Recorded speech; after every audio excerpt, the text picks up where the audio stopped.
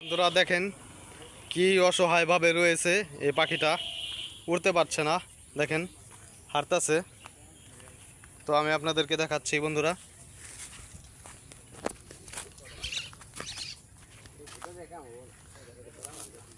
দেখেন আমি এটাকে ধরার চেষ্টা করতেছি, ধরতে পারতাছি না। অবশেষে ধরে ফেললাম গাইস পাখিটাকে। ধরেন এ কামড় দিছে কিসে জানি। বন্ধুরা দেখেন পাখিটা একটু আহত হয়ে গেছে, পানি খাও, রক্ত বেরোচ্ছে।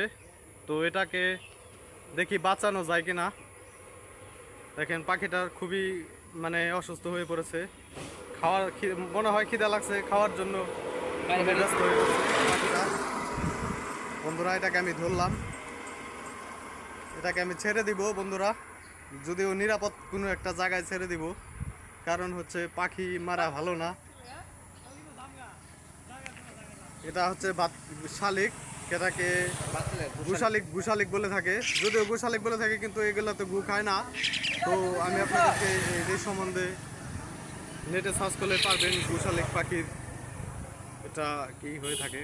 কাটেন কথা ভালো জিনিস পাইছো।